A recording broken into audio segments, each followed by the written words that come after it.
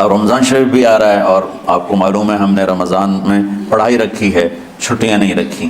جب میں نے حسنین شروع کیا 1999 میں، تو اللہ نے میرے دل میں یہ بات ڈالی کہ رمضان تو علم کا مہینہ ہے، انا انزلناہ فی لیلۃ القدر، اور چاروں آسمانی کتابیں رمضان میں اور سارے صحیفے رمضان میں۔ پتہ نہیں اللہ کو کیا پسند تھا اس مہینے کا۔ حضرت ابراہیم علیہ السلام پر چھوٹی کتابیں اتری یکم رمضان کو، حضرت موسیٰ علیہ السلام پر تورات اتری 2 رمضان کو، حضرت داؤد علیہ السلام پر زبور اتری 6 رمضان کو، حضرت عیسیٰ علیہ السلام پر انجیل اتری 12 یا 18 رمضان کو، اور اللہ کے نبی پر قرآن اترا فی لیلۃ القدر، لیلۃ القدر میں اترا۔ تو سارا آسمانی علم رمضان میں اترا۔ سارے مہینوں کے نام عربوں نے رکھے، محرم، صفر، ربیع الاول، ربیع الثانی، جمادی الاولی، جمادی الثانی، رجب، شعبان، رمضان، شوال، ذوالقعدہ، ذوالحج۔ اس میں جو رمضان ہے یہ نام اللہ نے رکھا، باقی مہینوں کے نام تو رکھے عربوں نے۔ پھر ان کی زبان پہ اللہ لایا رمضان، چونکہ ابھی تو دنیا بھی نہیں بنی تھی اور اللہ نے قرآن کی تلاوت فرمائی تھی، تو اس قرآن میں تھا شہر رمضان الذی انزل فیہ القرآن۔ تو رمضان کا نام اللہ نے پہلے سے چن رکھا تھا، پھر ان سے رکھوا دیا۔ رمضان کہتے ہیں رمض یرمز، جل جانا، جل جانا۔ رمضان کو رمضان کیوں کہتے ہیں؟ کہ اس میں گناہ جل جاتے ہیں۔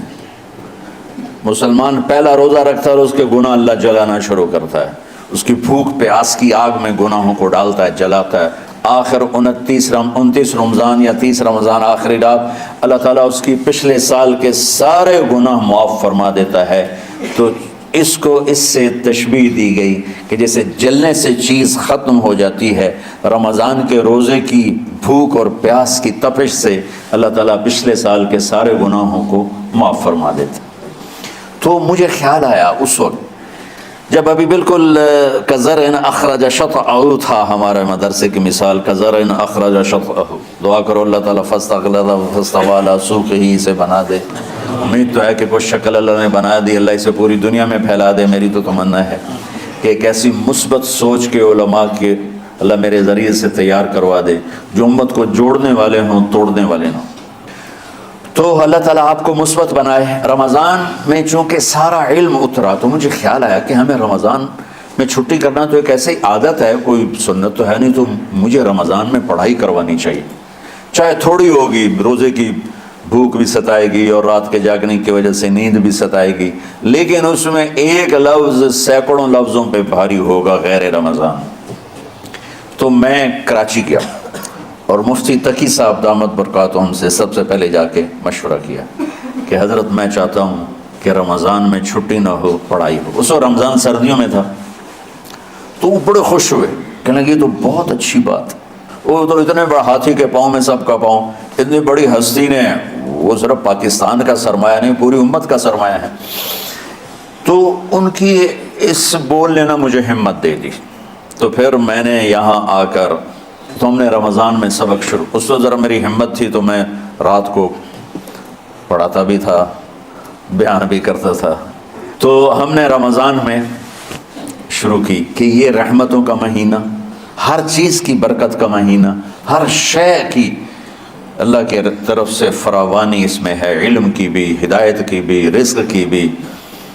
غریب سے غریب آدمی بھی سموسے بنا کے بیٹھا ہوتا ہے، پکوڑے بنا کے بیٹھا ہوتا ہے، اور دسترخوان پہ ایک کی بجائے 3 چیزیں پڑی ہوتی ہیں۔ چاہے رمضان کے بعد سب کے پیٹ خراب ہوں، ایک باری تو کھانے دی تباہی پھیر دیں دن۔ روزے کا مقصد ہی فوت ہو جاتا ہے۔ روزہ ہوتا ہے بھوک کے لیے، پر وہ اتنا کھاتے ہیں کہ سحری کا کھانا افطاری تک ہضم نہیں ہوتا، اور افطاری کا کھانا سحری تک ہضم نہیں ہوتا، پر نہ دونوں کا ہی کھاونا ہے۔ کہتا بھوک نہ لگے، بھوک نہ لگے۔ وہ بھوک لگنے کے لیے تو روزہ ہے۔ ایک تو یہ جسم کو صاف کرتا ہے، دوسرا غریبوں کی غربت کا احساس پیدا کرتا ہے کہ جو بھوک تو آج برداشت کرتا ہے، غریب روزانہ یہ بھوک برداشت کرتا ہے۔ تو اللہ کے غریبوں کا، غریب بندوں کو کی خدمت کر، ان تک اپنے مال پہنچا، اپنا اللہ نے دیا ہے تو ان کو بھی اس میں شریک کر، قبر میں لے جائے گا۔ تو اللہ تعالیٰ نے میرے دل میں یہ ڈالا، تو ہم نے تعلیم رمضان میں شروع کی، کیونکہ قرآن رمضان میں اترا، انجیل رمضان میں اتری، زبور رمضان میں اتری، تورات رمضان میں اتری، تو پھر اللہ نے اس مہینے کا نام خود رکھا شہر رمضان، شہر رمضان۔ اس میں شب قدر رکھی، اس میں رات کی ایک نماز۔ اچھا، پہلی امتوں پہ روزہ فرض تھا افطاری سے افطاری، افطاری سے افطاری، بہت شدید تھا، 24 گھنٹے کا روزہ، بس افطاری کے بعد آنکھ لگ جاتی تو روزہ اگلا شروع ہو جاتا۔ تو ہم پر بھی پہلے ایسے ہی روزہ اترا، افطاری سے افطاری۔ تو ابن سرمہ رضی اللہ تعالی عنہ اونٹ چرانے والے تھے، وہ شام کو لوٹے تو بیوی سے پوچھا کوئی افطاری کا سامان ہے؟ انہوں نے کہا ہے تو نہیں، میں کہیں سے لے آتی ہوں۔ وہ گئیں افطاری کا کوئی سامان لینے، ان کو تھوڑی دیر ہو گئی اور ان کی آنکھ لگ گئی، تھکے ہوئے تھے، سورج ڈوب گیا۔ جب وہ آئیں تو ان کا ہائے سرمہ تو ہلاک ہو گیا۔ کہ کیا ہوا؟ کہ اگلا روزہ شروع ہو گیا کیونکہ تیری آنکھ لگ گئی۔ تو انہوں نے کہا چلو کوئی بات نہیں، لیکن ظہر کے وقت بے ہوش ہو گئے۔ ایک روایت میں آتا ہے نماز پڑھنے آئے اور گر گئے، اور ایک میں آتا ہے گھر میں بے ہوش ہوئے۔ تو جو بھی صورتحال تھی اللہ کے نبی کو پتہ چلا۔ کیا ہوا سرمہ کو؟ کہا جی وہ افطاری کر نہیں سکے تو روزہ شروع ہو گیا تو بے ہوش ہو گئے۔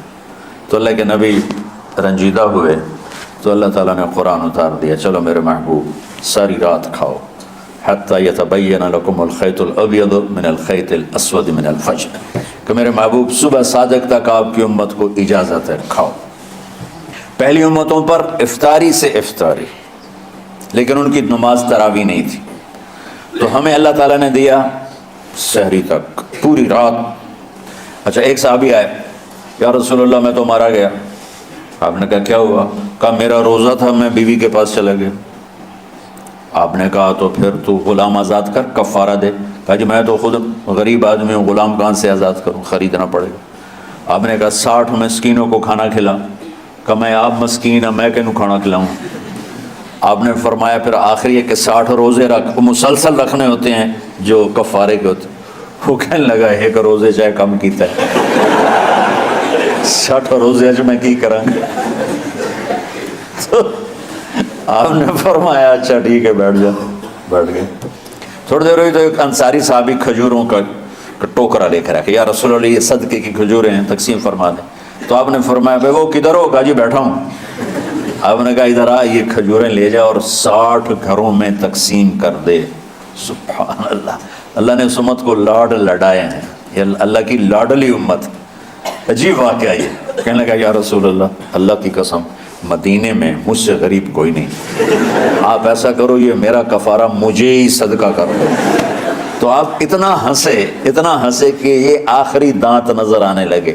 بہت کم ایسا ہوتا تھا، فضحک حتی بدت نواجذہ، ایسا ہنسنا آپ کبھی کبھی ہنستے تھے کہ آخری دانت، پورا منہ کھل جائے، تو آپ اتنا ہنسے کہ آخری دانت تک نظر آنے لگے۔ تو آپ نے کہا اچھا جا لہجہ تیرے واسطے، لیکن یہ صرف تیرے لیے اور کسی کے لیے نہیں ہے۔ تو جب ایسی خیانت ہوئی تو اللہ تعالیٰ نے دوسرا حکم بھی اتار دیا، باشروہن، کہ تمہارے لیے بیوی بھی حلال ہے، کھانا بھی حلال ہے جب تک صبح صادق نہیں ہو جاتی۔ لیکن اللہ نے ہمیں ایک نماز عطا فرما دی جس کو ہم آج صلاۃ التراویح کہتے ہیں۔ میرے نبی کے زمانے میں اسے قیام اللیل کہا جاتا تھا۔ تو اللہ نے ہمیں رات کی نماز عطا فرمائی، اور چونکہ یہ ایک مشقت ہے تو میرے نبی نے کہا رات کی نماز کے ہر سجدے پر 1500 نیکی لکھی جاتی، 1500 نیکی لکھی جاتی، اور اللہ تعالیٰ ہر سجدے پر جنت میں ایک محل بناتا ہے جس کے 60,000 سونے چاندی کے دروازے ہوتے، اور ایک درخت اس کے لیے لگاتا ہے جس کے نیچے 100 سال گھوڑا دوڑ سکتا ہے۔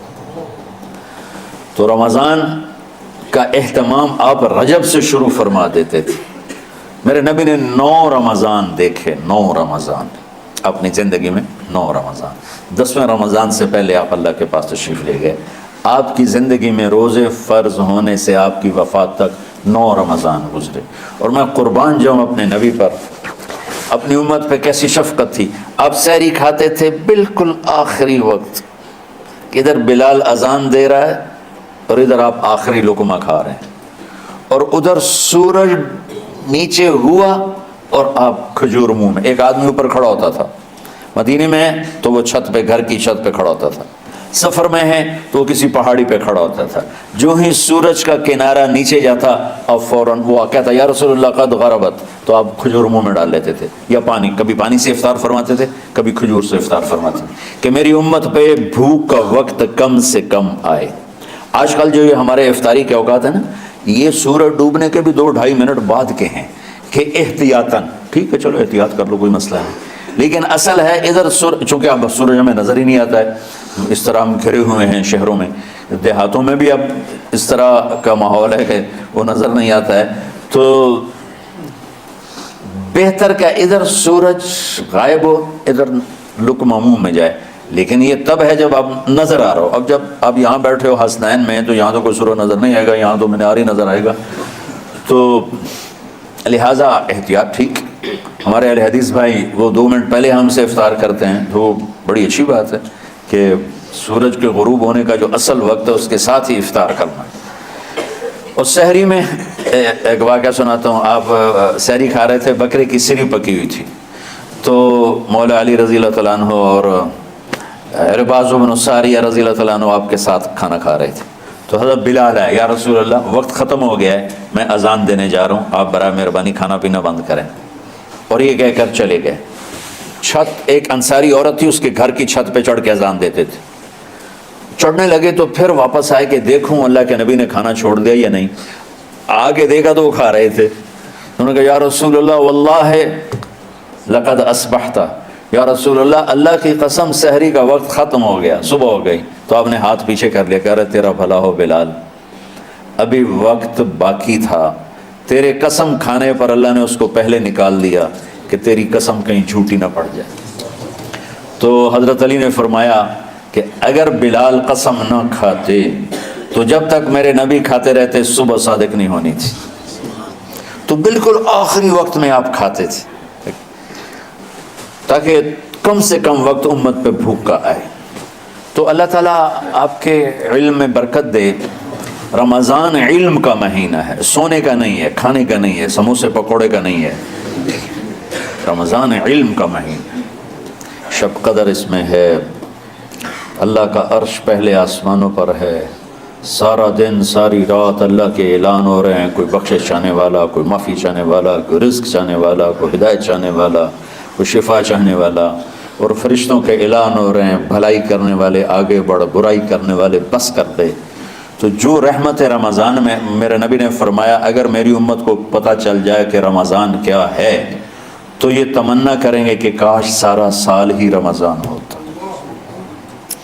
تو بچوں آپ خوش قسمت ہیں کہ آپ کا جو رمضان ہے وہ علم کی طلب میں ہے. اس میں اگر آپ سوئے بھی ہوگے نا تو آپ کو وہ اجر ملے گا جو نفلیں پڑھنے والے کو بھی نہیں ملے گا. ایک شخص آیا کہ یا رسول اللہ، اب دیکھو آپ اللہ کے راستے میں ہو، آپ اللہ کے راستے میں ہو. ایک شخص آیا، یا رسول اللہ کیا میں کچھ مال خرچ کر کے اللہ کے راستے میں جانے والے کا اجر لے سکتا ہوں؟ آپ نے فرمایا کتنے تیرے پاس؟ کہنے لگا جی 6000. اس دور میں 6000 بہت بڑی دولت تھی. تو آپ نے اسے فرمایا کہ تو 6000 تو کچھ کہہ رہا ہے اور میں یہ کہہ رہا ہوں تو سارے بھی خرچ کر دے تو جو اللہ کے راستے میں سویا ہوا ہے اس کی نیند کے اجر کو بھی نہیں پا سکتے. تو آپ سب اللہ کے راستے میں، آپ طلب علم میں